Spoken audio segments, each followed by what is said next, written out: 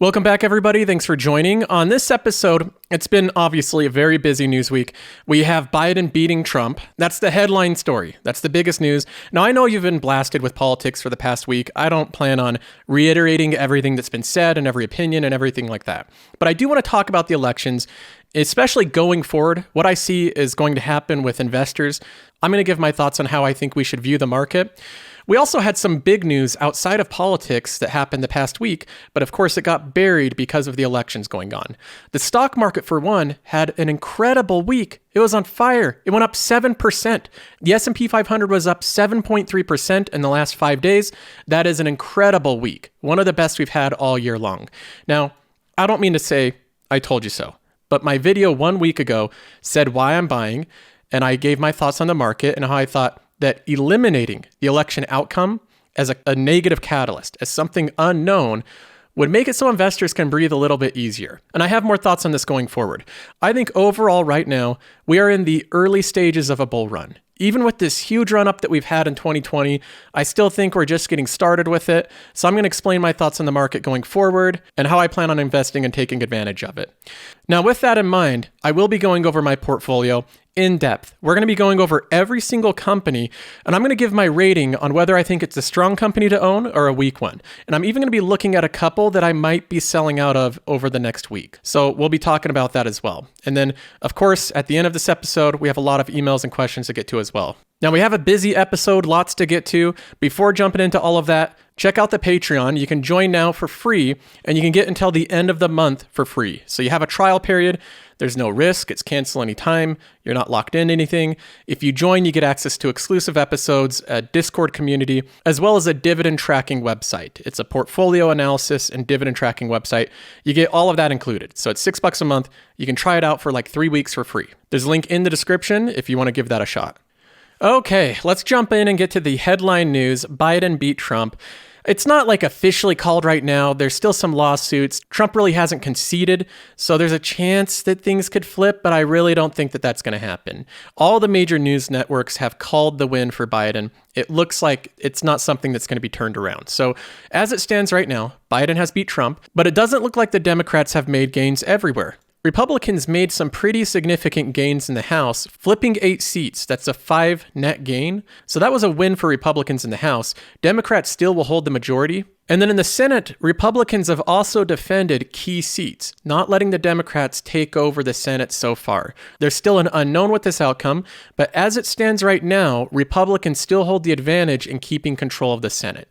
So this is something that we can look at as a positive for investors. If you put all the politics to the side, everybody wants their side to take control of everything. But if we put that to the side for a minute, most of the time, investors like having certainty. The more unknowns, the more uncertainty, the less investors like that. So when we see Biden winning, but we also see Republicans taking some control of the House and also maybe keeping control of the Senate, that creates a split government. And a split government, it's less likely for extreme measures to be taken and extreme bills to be passed on either side. Investors view that as a positive. Biden will probably be able to push along a lot of his agenda, but not as aggressively as he could if he controlled all 3 branches of government. So we don't know how this will turn out, but I think investors will view it as a positive if Republicans do keep majority control of the Senate. So that's where we're at right now. The Democrats control the executive branch, with Biden being president. The Democrats also remain control of the House, but the Republicans made some major gains in the House. And it looks like Republicans will continue to keep control in the Senate, but that's still up for grabs. So we could see the outcome of that flip, but right now it looks like most likely the Senate will remain in Republican control. Overall, this has been received positively for investors. In terms of investing, it's been positively received, but obviously this isn't the outcome that everybody wanted. Now, I want to talk about this for a little bit. I didn't have anything prepared, but I want to share some thoughts on this. I'm 31 years old, and I've been through a few elections, and I noticed some patterns. I notice the same thing happening over and over again. That is that people get very attached to politics. They get very attached to politicians. They become really invested in politics, in the outcome of it. It becomes almost a part of their identity to be on their political side. And then when their candidate loses, they can become devastated because of it. I see this happening more and more as we have social media and politics is shared more widely. It becomes ingrained in almost every part of our lives. It's very difficult to avoid at this point. But I tweeted out the night before the elections, remember people, there's more to life than politics. It's called money. Now, I said this a little bit tongue-in-cheek. I said it a little bit as a joke. I understand that there's much more important things than money. Your relationships, your health, your family, all those things are more important than money. But when I actually look at this tweet and say that there's more important things to life than politics, your money, I think that there's some truth to that. Politics, you have very little control over. Whoever happens to be president likely isn't decided by you. That's the truth. Everybody tries to vote. We all give our input on the direction of the country. But at the end of the day, we all have very little control over it. Unless you are one of the voters in one of those very specific districts that decided the election, you probably didn't have too much of an impact. On the other hand, your money and your finances and your investments and your decisions with your career have a substantial impact over the direction of your life, the comforts that you'll have, the stability that you'll have, the stress that you'll have, the environment that you raise your family in. All of that is directly impacted by the amount of wealth that you're able to have. I think that focusing on money is not a selfish thing to do. I think that growing money is an honest endeavor that everybody should try to do. If you can grow wealth in your family, if you can put yourself onto a better financial future, that's something that I think will have a big impact on your life, regardless of who's president. And most of the time, I think that politics is a distraction from doing that. If people focused more on their own wealth, on their own family, getting themselves in a better financial position, it gets you a lot further than knowing all the political issues of the day. So that's what I plan on doing in this episode, is focusing on the money, not worrying about the politics, not worrying about who becomes president. If we talk about politics, it's going to be through the lens of how do we use it to further our finances, how do we use it to make more money. And on a second note, I think it's cool to see that in this channel and on this Discord, we have people in this channel that are Republicans, we have people that are Democrats, and we have many people that aren't even Americans. They're in Canada, they're Europeans, they're Asian Pacific countries, they're from all over the place, but all of them have something in common. Everybody wants to have a better financial future. So in my opinion, focusing on money, trying to generate wealth, having a better financial future with more stability, that's something everybody should be doing. So let's talk about how we do that. First of all, I want to give my thoughts going forward on the market in general and the economy. I think that we've had multiple negative factors in the market that have created a lot of uncertainty. One of them, of course, was the elections. Nobody really knew how it was going to play out. Everybody can look back and say that they predicted it, but really nobody knew. When Trump won Florida, I thought, this looks a lot like 2016. He wasn't supposed to win Florida, according to the polls, and here he is winning Florida. So there was a chance that Trump could have won. This created uncertainty. When investors don't know what's going to happen or what the future is, that in and of itself creates some uncertainty. Now that we see things playing out, the people that remained in the market, that kept their nerves cool, they're being rewarded. They got rewarded with 7% returns in 1 week. So that was one negative factor in the market, the elections. I see two more negative factors in the market that still need to play out, and that is the economy and the coronavirus. I see these as the two biggest negative factors, negative catalysts in the market. Right now, one of these is being repaired. The Wall Street Journal reported that employers added 638,000 jobs last month, the sixth straight monthly gains, and the jobless rate fell to a percentage of 6.9%. So out of the 22 million, we've gained back over half of them. That's some really good progress to have already. And having an unemployment rate of 6.9%, that seems really good to me.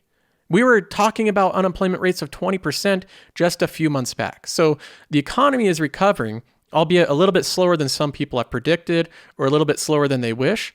But the fact is the economy is recovering. That is one major negative factor in the market, and it's steadily improving. The Wall Street Journal reported that the economy overall has rebounded quickly from the recession. Gross domestic output grew at a record of 7.4% in the third quarter, or at a 33.1% annual rate. So not only are we gaining back more jobs, but the GDP is improving. This is positive news. This is positive data that's being shadowed by the bigger news of the elections. But this is very important nonetheless to have all these people returning back to work, and they're getting off of unemployment and they're starting to contribute to the GDP. So when we see this type of news, that's one more negative catalyst that I think will improve over time, making this uncertain environment even less uncertain. The other negative or uncertain factor in the market that I think is making investors wary is the coronavirus. And this is closely related to the economy. The economy is already starting to transition to this new world we have where we work from home. There's a lot of companies that are more like cloud related and tech related that are doing really well. But overall, the economy can't completely recover if the coronavirus cases are surging. That just will never happen. We cannot get back to full productivity with this spike in cases, and the cases are going up drastically. We had recent reports of 131,000 cases. That's incredible. That is a huge amount of coronavirus cases in one day. So even though I think we got over one hurdle, which is the elections, and I think that the economy overall is improving, we have another major hurdle to get over. If I put these on the whiteboard, we can see what I think are the negative factors and the positive catalysts. The negative factors are anything that create uncertainty, that create doubt with investors or anxiety, and reasons that people keep their money out of the market. This is the time typically when you actually want to invest, because when times are uncertain, when there's lots of negative factors, that's when the prices are the most depressed on different companies and different holdings that you might be able to buy.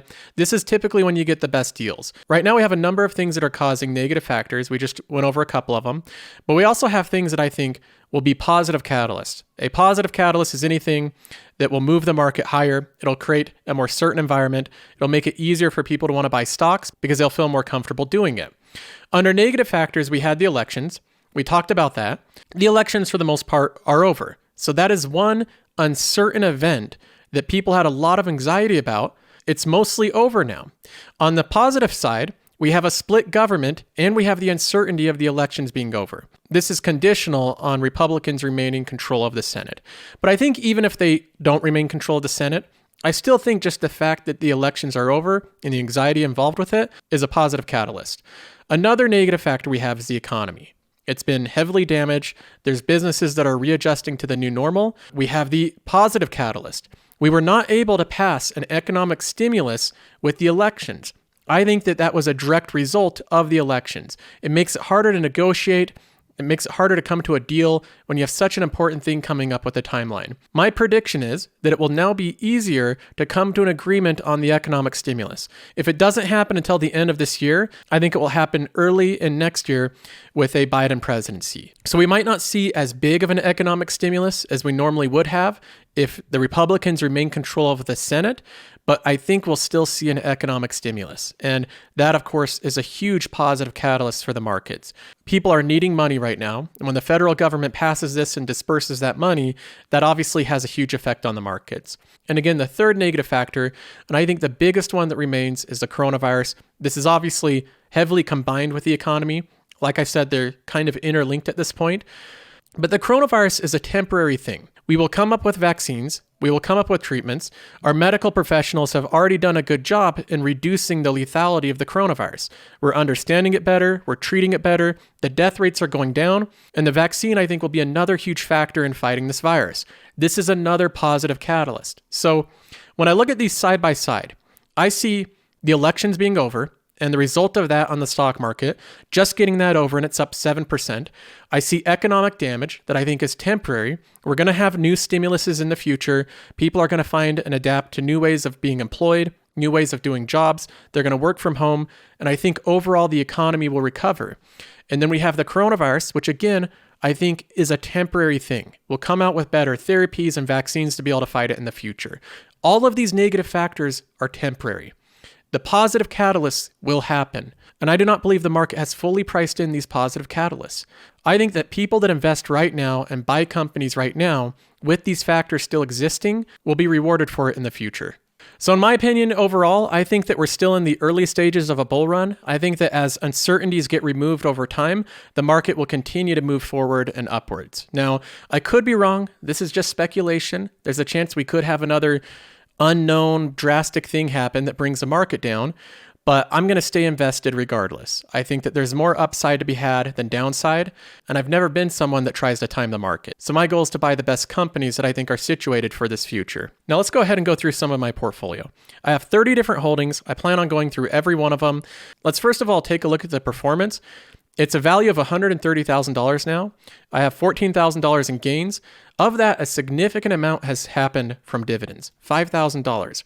So even though this portfolio went through the March lows, we lost like $16,000 because we were invested in a lot of real estate, we bounced back pretty strong. In the past week, I've made $8,000 in gains. So that's a pretty good week to have. So let me go through each category one by one. We'll go through each sector. I'll give you my opinion on it moving forward, and if I think that this category is strong, and if I think the companies within it are strong. First of all, let's take a look at tech. Tech is my biggest category by far. I have $44,800 in it. I've made $7,000 gains. I've been building this category up steadily over the past few months. One of the realizations that I've made since 2020 is that the coronavirus and the changes that are happening to our economy and to our culture, the work from home, the changes with technology and being more reliant on technology to communicate, I think that those trends are around to stay.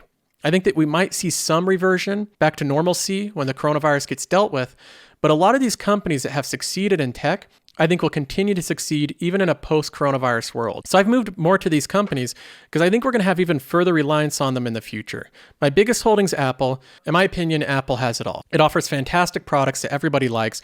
It's doing a heavy push into software, content creation, entertainment, music, movies, fitness software. They're going into everything with software and subscriptions while maintaining their vertically integrated line of devices. Apple, I think, is one of the best holdings to have. And as we move to this work from home and communicate from home and educate your kids with technology, all these type of changes that are happening, I think that people will become more reliant on Apple devices and they'll actually spend more and more time on them. Another holding I've introduced to my portfolio is IGV. This is a tech software ETF. It gathers together a lot of tech software companies in the US, puts it into an ETF, and then you get broad exposure to them. I wanted to include this in my tech pie to broaden my exposure outside just a couple of companies. So I have some money in this ETF. It pays about the same dividend that MasterCard and Visa does. So it's a low dividend, but these companies grow their dividends aggressively. All these holdings in my tech pie, I feel very confident of. I think they're fantastic holdings to have, and I think that they're going to do really well in the future. So I don't plan on making any changes with these companies. Next up, we have consumer. This is my second largest category in my portfolio. I have a total of $24,700 in it. The gains right now are about $3,600. Disney is one that's my biggest holding in this category. I think that Disney Plus will be an enormous success. That's what I'm counting on. Right now, this company obviously has a lot of struggles. It has a lot of issues it's facing, but as we went over previously, I think that most of the issues it's facing are temporary, and the Disney Plus streaming service is not temporary. That's not going away. I think that they're going to gain a tremendous amount of subscribers very quickly. There's a chance in my mind that they could catch up to Netflix very quickly if they play their cards right. So Disney's one that I'm happy to bet on. Another one of my top holdings is Costco. This is one of my all-time favorite companies in general. I think it's one that it does most things right. It treats its employees right, it treats its customers right, and it treats its shareholders very well. It does all of that at the same time. Not many companies can pull that off. So Costco is one of my favorite holdings. It always seems to trade at a premium. So you're paying up big money when you're buying Costco. You're buying it at a very high PE ratio, more expensive than some of these tech companies. But that's the price you pay for a business model like Costco. So despite the price, I've been continuing to build up my holdings in Costco. If this company comes down in price, I'm not going to complain. I'm going to buy more of the stock. Pepsi's one that's a good company. It doesn't seem to have a tremendous amount of growth. The revenue's pretty flat on it, but it's a steady dividend payer. I think it will continue to give very conservative returns. Pepsi's never going to be a company that I think gives you multiples of your money. So this is not one that I would put as a major holding unless you're wanting a very conservative company. Home Depot and Target are two companies that I think are Amazon proof. They're companies that I think will continue to have success. Comcast is a company that I always like owning because of their media properties. They own NBC, which owns CNBC. They come out with a really good television series. They recently launched Peacock, which I think is going to do really well. It has kind of a freemium model. So this is a company that's a kind of telecom media company. It's not going to give you the biggest returns, but I see this as another very reliable, steady dividend payer that will give you conservative returns. And then Nike's one that I've never put a lot of money in, but this company has impressed me with their ability to go from Amazon, take all of their products off Amazon and still be successful. So I'm going to be building up my holding in Nike as well. All of these companies in consumer, I'm going to continue to add to. I like all of them, and I think they're very solid companies going into the future. Next up, we have real estate. This has been the most unfortunate part of my portfolio. This has dragged down the returns. Real estate was not good to own going into 2020. Some residential real estate has still been good, like owning your house. It's probably gone up in value. But in most cases, if you owned any type of commercial real estate, it has not done well in 2020. You can see overall that I have $19,700 total value in this, and I'm down $2,000. And even over the past week, the market went up like 6 or 7% just in the past 5 days. Real estate was only up 3.8%. So even with the recovery, real estate continues to be a laggard. It continues to underperform. There's not much momentum with it. There's not many positive catalysts. It's just something that's been a continual struggle. So this is the category that I'm considering making some changes. I have 4 companies in real estate, 2 of which I think are strong companies, and 2 of which I think are mostly weak companies. Simon Property, which is a shopping mall company, is by far the weakest company in my portfolio. I've gone through and tried to filter out my companies to the strongest ones remaining, and I think that Simon Property is the very weakest. It's a mall REIT in 2020. A lot of people are not going to malls anymore. Most of the malls I see that are very busy are usually filled up with restaurants. Those are the things that everybody wants to rent to. But Simon Property can't fill their entire mall with restaurants. They need to have shopping outlets, and it seems difficult to keep those in business, especially in this environment. This is a holding that I've held since the beginning of my portfolio. I'm currently down $1,700 on it. That's over half of my initial investment, and this is one that I'm heavily considering selling. I know I'll only get $1,800 out of the sale, but I think I might be able to take that capital and put it into other companies that can grow that amount of money faster than Simon Property. This is a company that I think will continue to have struggles for a very long time. It'll take a long time for investors to get back on board with this company. I've also not been impressed with the management. They haven't been transparent. They've been very opaque. Most investors don't know what's going on. We have other companies like Store Capital where the management is extremely transparent in showing you what they're doing. So there's a lot of characteristics that I've been unimpressed with Simon Property. It's a company that I don't see how it fits with the new normal that well. I think it's going to take significant adjustments from their properties, and that might take years to do. So this is one that I might exit out of, take the money I have, and put it in another opportunity I think will grow this money faster. Welltower is another one that I'm considering selling. This is a healthcare REIT, and this is another company that I think has very limited growth. It has a lot of struggles ahead of it. These are 2 companies that the combined sale would provide some capital to be able to build up another investment and a really good dividend paying company. So I've been considering selling both of these companies. Next up, we have healthcare. This is my 4th biggest sector. I have about $12,000 in it. This is a category that's done okay. I'm up $1,600 in it. I've made some decent returns. I only have 2 holdings as of now. I've sold out of some companies. And I know there's going to be a lot of people that say, Joseph, you sold out of Johnson & Johnson and Merck and Pfizer and all these different healthcare companies. Why would you sell those great companies? That is true. I sold out of some of my individual holdings in healthcare. I did that for a specific reason. All the holdings that I sold out of in healthcare, I put into a Vanguard Healthcare Index Fund. The top holdings in this fund are J&J and Pfizer and Merck. They're all the same holdings. The reason I moved them from individual holdings into a healthcare index fund is because I've been deciding that I want to focus on companies I know the most about and healthcare companies I don't know as much about as other categories. I feel like I can learn the consumers better. I feel like I can learn the technology companies better. The healthcare ones like Pfizer and J&J are mostly out of my scope of competence. So even though I made money on all of those sales and I made a profit, I decided to exit out of them and put that money in an ETF where I don't have to worry about controlling them. The only one that I've continued to hold individually is AbbVie because this is the only healthcare company that I really believe was undervalued at the time. So I didn't want to sell it when it's undervalued. I think there's a story to play out with AbbVie, and I think it will gain value over time. So right now, my healthcare pie is very simple. It's mostly in a Vanguard Healthcare Index Fund.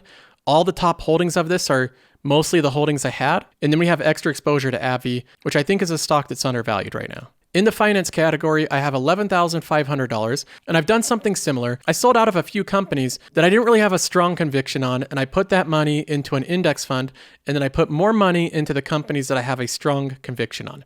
That's JP Morgan and T. Rowe Price. These are, I think, the 2 best picks in the financial realm, outside of just your fintechs like PayPal and Square. Those don't really fit with the strategy I'm doing in this portfolio, but JP Morgan is a pretty big dividend payer. It's a diversified bank. They're competing in fintech with Square. They have a lot of things going for them. I think as the economy recovers, that this holding will do really well. And T. Rowe Price is one that's always done well. They're not really a bank. They're a financial institution that helps people with their investments. And so I think this one's going to do well in the future, regardless of the economy. And then Vanguard Financial Index Fund, VFH, is a new ETF where I put all the money from those other banks being sold. So it gets me diversified with a lot of other financial institutions, and it also pays a quarterly dividend. In utilities, I have $7,600 invested. It's mostly spread across these 4 companies: Dominion Energy, NextEra Energy, the Southern Company, and Duke Energy. All of these I plan on holding. I think they're all very strong companies. Out of the four, I think that NextEra is probably the best bet. It's the one that's moving most heavily into renewable energy. So I like this company a lot, but I like all these holdings. I don't plan on selling any of them. I introduced a Vanguard utility index fund. I might throw some money in this to give me exposure to smaller utility companies outside of these big four, but most of the money that I put into utilities will continue to go into these four companies. And then in telecom, I'm also in the red. That's entirely from AT&T. So the total value is $7,200. I only hold two companies in telecom, AT&T and Verizon. Verizon, I'm in the green by $230. AT&T, I'm down $743. So AT&T has been a company that investors continually sell out of. It's reached a 10-year low recently, and there's not a lot of positive factors with this company. I don't plan on selling it right now, even though it is one of the weaker holdings, because it has consistent cash flow. It provides a really hefty dividend. It's at a very low valuation right now, so I'll continue to hold it, but I don't plan on adding to it aggressively. I'll just get the dividends from this company and invest it into other holdings. In industrials, we only have $2,300, and it's invested in two of the most boring companies. Union Pacific, which is a railroad company, and then Waste Management, which is a garbage company. It's not a bad company. I'm not saying that as a negative term. I'm saying it's literally a garbage company. Both of these are solid companies. I don't plan on making any changes to them. So that's it. That's the portfolio so far. If you want to see the exact allocation of everything, there's a link in the description. You just click on that and it opens up my current allocation. Now, another thing we can look at with my portfolio is my income growth over time. This graph shows month over month how much I've been paid in dividends. So it's very basic. I just add up how much I was paid in dividends for that month, and then it's plotted out here. This is since the beginning of my portfolio in January of 2018. And you can see that it has its up and downs over time. There's some months that are pretty high, some that are low, but overall it continues to trend in the same direction. Over the past few months, it's been a little bit chaotic. I've had some lower months, but that's mostly because I've been changing around my holdings. The payout schedule is different on different holdings, but I expect this to continue to go up over time. I think going into the closing of this year, we'll have months over $350. Another graph we can look at is this one. This is the year over year growth. The pink bars represent 2018, and then the blue bars are 2019, and then of course the yellow bars are 2020. So you can see the growth over time. In October of 2018, I earned $52 in dividends. In October of 2019, I earned $184. And then in October of 2020, I earned $265. If you plotted this out as revenue growth for a company, this would be impressive. The company would be growing its revenue very quickly. So I like seeing the same thing happen with my finances.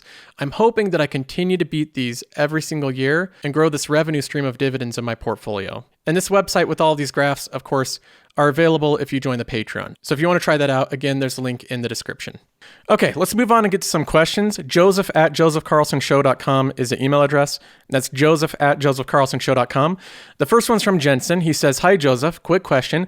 I wanted to get your thoughts on Apple being a main proponent of removing our right to repair the devices they sell to us, the customers. Just seeing all of their tactics of making their customers have to buy an entirely new device rather than perform simple fixes for cheaper than quoted doesn't sit well with me. I've seen people turn away from using Apple products for this reason and was wondering if you see this as a threat to the overall health of the company. Keep up the good work."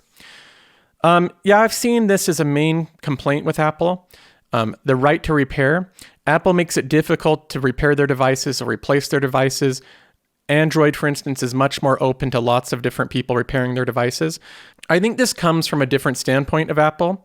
I don't think this is about making money so much as ensuring the user experience. So Apple does everything they can, everything in their power to have a vertically integrated experience where they control everything.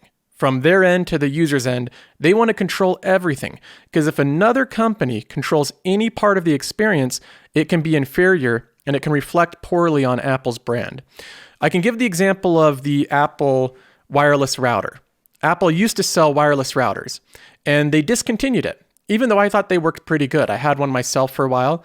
It worked out fine for a router, but Apple cut off that product.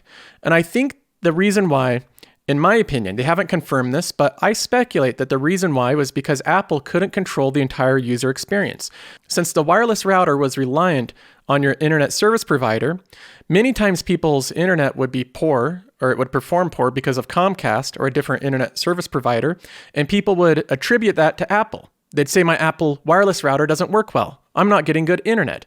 And Apple doesn't have the way of saying that's actually not our router, that's your internet service provider. So because of other companies, I think that Apple is getting their name hurt. They're getting their brand hurt by internet service providers. So they said, rather than damaging our brand, we're just not going to offer this line of products. Unless we can control the internet as well, we don't want a faulty internet service provider to reflect poorly on our brand. So Apple does that all the time. They want to control everything beginning to end. You look at repairing a device, and a lot of these third-party repair groups, they do a very sloppy job in repairing. A lot of the iPhone screens that you can get aftermarket are not nearly as good as the Apple screen. So if you go and you pay somebody a cheaper amount to repair your screen, they install a screen that's not as good. It doesn't have all the same features as the original Apple screen. It doesn't have the same quality, and you're using your phone and it's a little bit more laggy. The screen doesn't work quite as well. You might attribute that to Apple. That might hurt their branding because of this third-party repair. You might think the repair went fine, but this is just kind of how iPhones work. So I think Apple is obsessed about making sure that they control the entire user experience, that they don't have third parties doing repairs that aren't up to their standards and having that reflect poorly on their brand. They'd rather say, if you want to repair our devices, you need to be certified by us to be able to repair them so that they're up to our quality, so it doesn't reflect poorly on our brand. And I think the big debate here is whether they have the right to do that. I don't think that they can prevent people from going in and repairing the devices, but I think they're trying to say, if you're going to go and get your devices repaired by some third party that's not approved by us, that doesn't have our standards, and they do a really bad job at it, if they screw up the device even more, we're not going to warranty that. If they go in and damage the device even more than what it was, we don't want to stand by that product. So I think that's Apple's argument. Obviously, there's huge debates going on with this. It's actually a very hot topic debated with Apple, but I can see where Apple's coming from. They want to have every single device up to their standard because they are obsessive about user experience.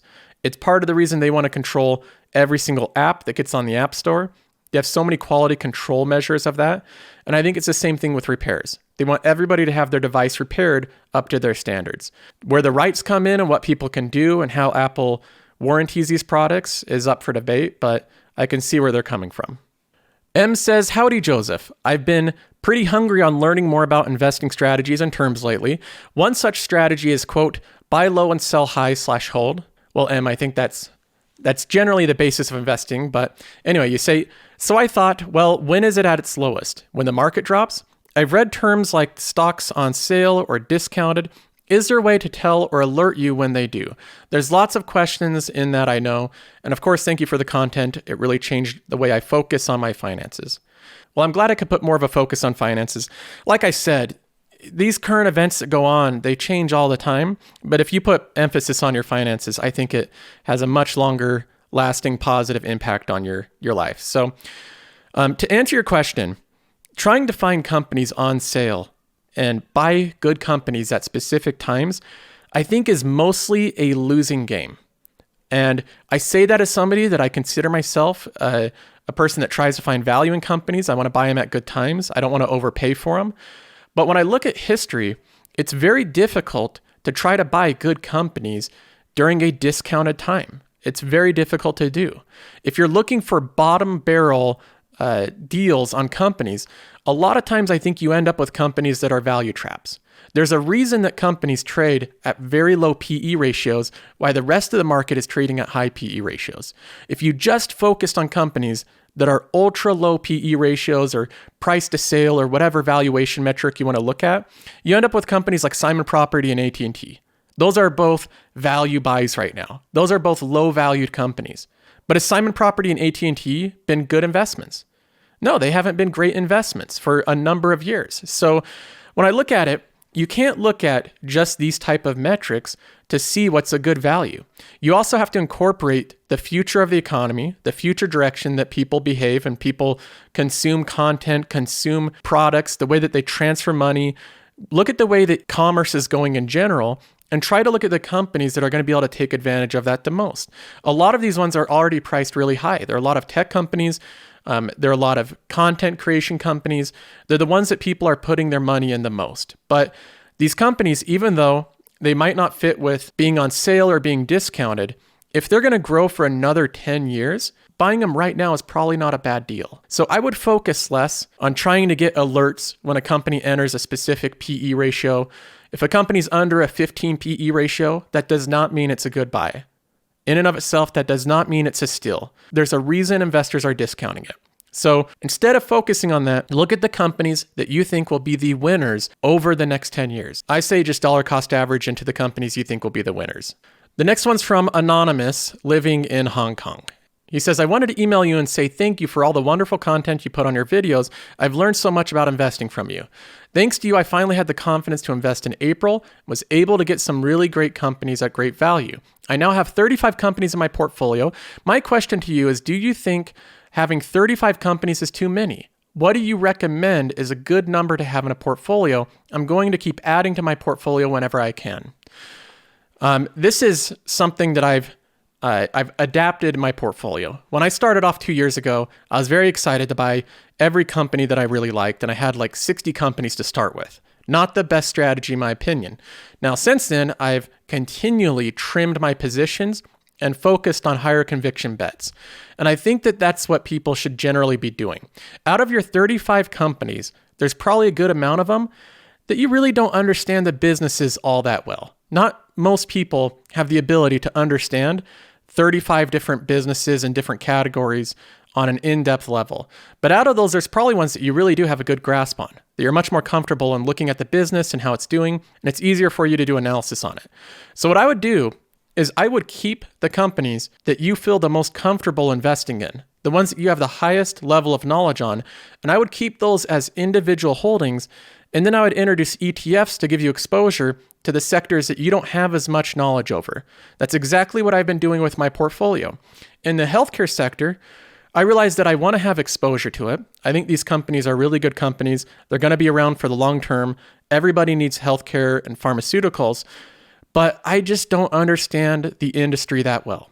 I don't understand clinical trials and how they go through and do all this stuff. So I thought I need to follow Peter Lynch's advice and invest in what I know. And I really don't know healthcare companies that well. So even though I don't know them well, but I still want exposure, there's a way that you can accomplish both of those things. ETFs. If you want to invest where you don't know something well, but you want exposure, use an ETF. If you have a good knowledge or good competency of a certain sector, I feel like I'm much more knowledgeable about tech, then you can start picking out individual companies that you want to give a higher conviction bet on and that you want to give more exposure to. So that's kind of the route that I've been taking, where if it's outside of my circle of competence, if I don't feel like I can really grasp the companies, then I'm going to do that through ETFs. If they're companies that I really feel like I know in depth, I'm going to do that with individual holdings. In general, I think 35 is about the max amount of holdings you should have for an individual investor. I think the sweet spot is around 20 to 30. I think that's a really good portfolio. I don't think it's good to have 2 or 3 holdings of individual companies. Some people feel like they have to have that concentrated of a portfolio. That might be good if you're working with a small amount of money and you really want to do some big bets. But for bigger portfolios, I think it's better to have a little bit more diversified. So around 20 to 25 holdings, I think is probably a good place for most people. Robert says, what program do you use to look at your portfolio? Great show. I am using Charles Schwab app on my phone right now. I'm a new investor here, loving the information for the long term. Thank you for your time. Well, Robert, I appreciate the compliments on the channel. I'm using a broker called M1 Finance. There's a link in the description of this video to their website, but it's one of these newer brokers that can do some pretty cool things. So they're building out a lot of different features as well. They have a checking account. They have automated investments now. That's something I've been setting up in my portfolio so that I have money that flows into a checking account and then it overflows into my investments. It's pretty cool, some of the stuff they're doing. So it's a smaller company. It's not as big as Vanguard or Schwab by any means, but it's one of these newer fintech brokerages that I really like. Okay, well, I'm going to go ahead and leave it there. I appreciate everybody for tuning in. I had a lot of episodes I wanted to do this week, but it just didn't feel right to come out with these non-related to politics episodes right when we're having a huge general elections. It just didn't feel like the right time. So I have a lot of content that I'll be coming out with this next week that I think will be fun to discuss. So if you want to see that, hit the subscribe button and the little notification. That always helps out the channel, as well as keep in mind that we're on Spotify and Apple Podcasts and Google Podcasts. So go subscribe there as well, and you get this in audio format. Otherwise, I will see you guys next time.